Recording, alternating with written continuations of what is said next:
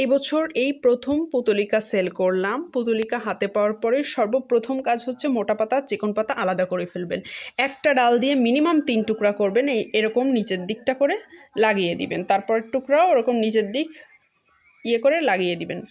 তাহলে কিন্তু প্রপার সবগুলো কালার ঠিকঠাক পাবেন, না হলে কিন্তু কালারগুলো মিস হয়ে যাওয়ার পসিবিলিটি আছে। আস্তে আস্তে ধরে অনেকে লাগিয়ে রাখেন, এই কাজটা একদমই করবেন না।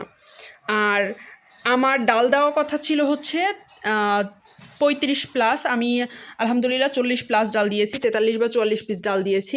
এই ডালগুলো এই প্যাকেটে ধরাই মুশকিল হয়ে যাচ্ছে। সেখানে আমি বলেছি এই প্যাকেটে যা যা ধরবে সব কিছুর জন্য ডেলিভারি চার্জ ফ্রি থাকবে। বাট এখন গাছের গ্রোথ একটু বেশি মোটা ডালগুলো, যার কারণে হচ্ছে এখানে ধরাই মুশকিল হয়ে গেছে। তো মনে করেন এরকম 2 পিস যদি লিলি নেন সাথে, তাহলে ডেলিভারি চার্জ ফ্রি দেওয়া যাবে। বাট যদি এর সাথে বেশি গাছ নেন সেক্ষেত্রে অবশ্যই ডেলিভারি চার্জ অ্যাড করতে হবে।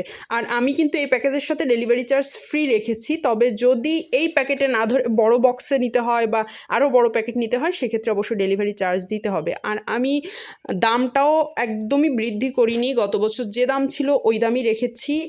অন্য পেজে বা অন্যরা কেমন কি সেল করছে আমি জানি না। অন্যরা তো সাধারণত যে দামে সেল করে এই দামেই সেল করে, আবার সাথে ডেলিভারি চার্জ 130 টাকা অ্যাড করে, যেটা আমি করিনি।